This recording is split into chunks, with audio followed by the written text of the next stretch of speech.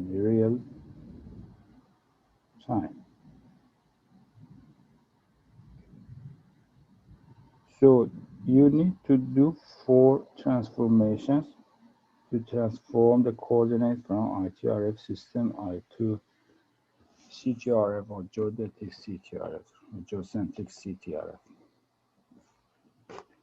So this is the first important thing that you need to consider for for the satellite geodesy and for determining the gravity field. Another issue is also review of Kepler's law.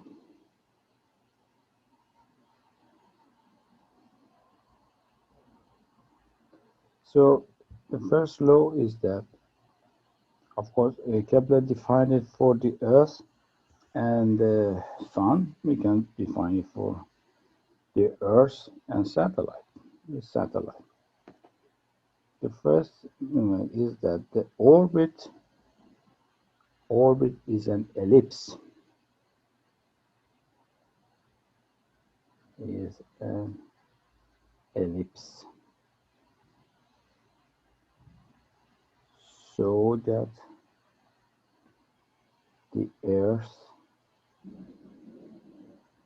is at one of its focal points. Then we know that an ellipse has 2 centers, or we can say focal points. Kepler says that the orbit of a satellite, or the orbit of the Earth with respect to Sun, or satellite with respect to Earth, the principle is the same. The satellite is moving around the Earth, so that the Earth is focused in one of these focal points.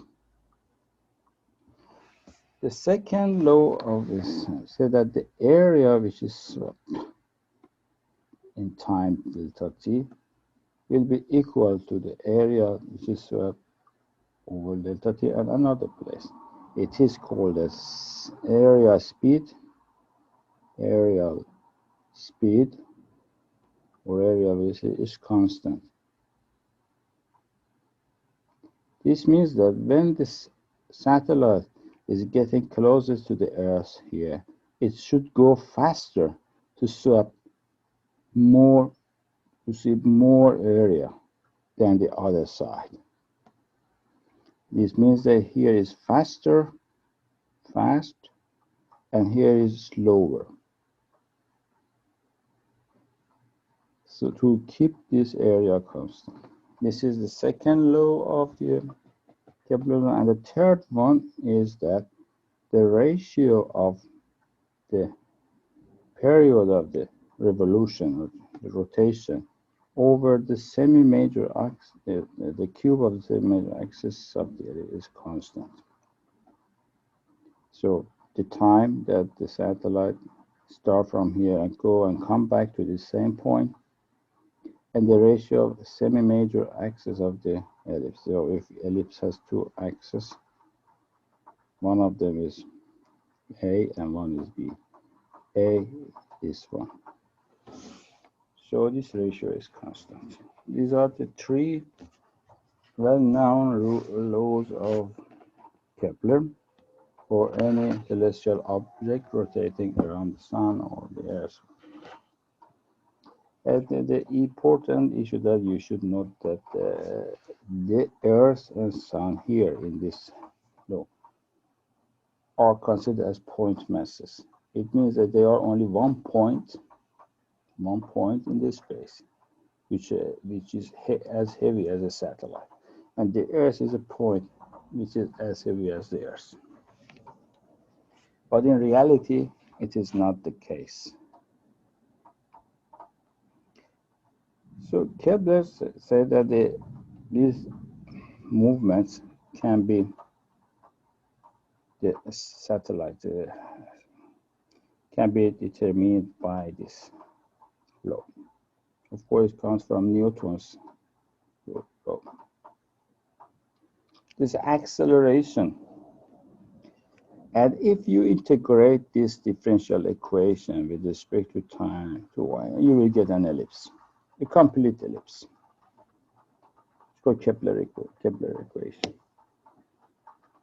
But in reality, if we want to consider it, Earth is not point mass, or it's not only a sphere. It is ellipsoidal, and it has variations inside it, and we have changes in the mass distribution.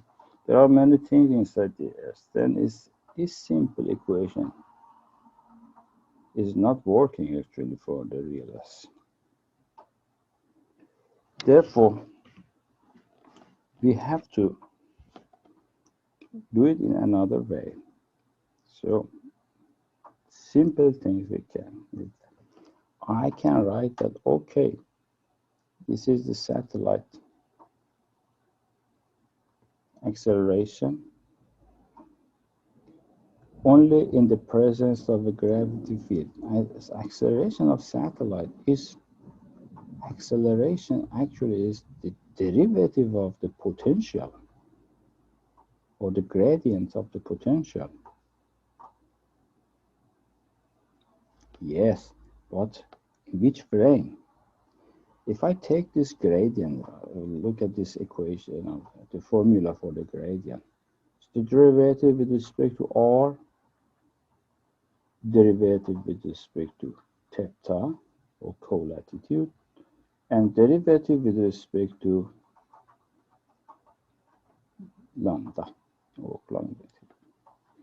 If you perform this integration, apply this operator, this gradient, to the potential, you will get unit vectors in the local frame. Let's see, what's the local frame?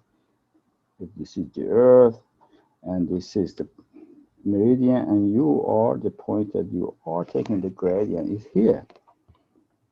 And if you have the potential for that point, and you take this gradient, you will get potential in that direction, upward or downward, depends on the side, and theta is going like this, and the other one like this. So this is a local frame.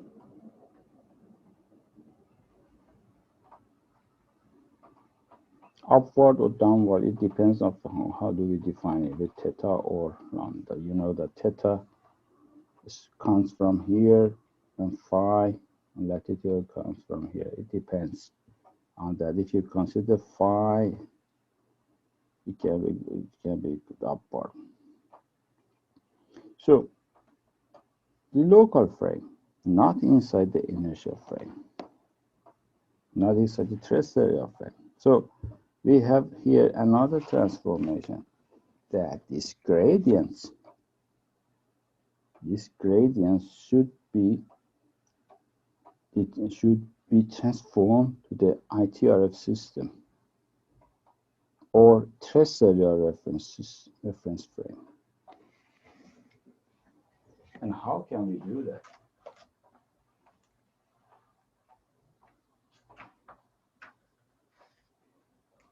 So if you have the, let me call this U, or I can write IR, acceleration with respect to R, acceleration theta, and acceleration with respect to lambda, or you can write simply Z, X, and Y. I will write the equation based on the phi here for you. And this transformation, I will write generally R for that, is cosine phi cosine lambda minus sine phi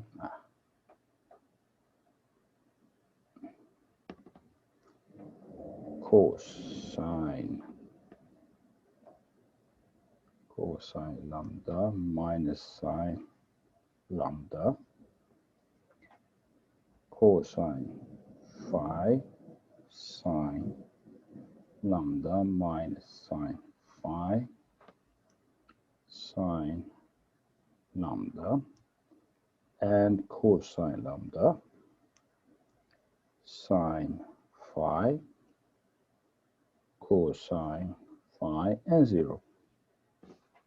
So if you multiply this to this vector that you have here, a z, or you are a x and a y, you can transform this vector to the terrestrial reference plane.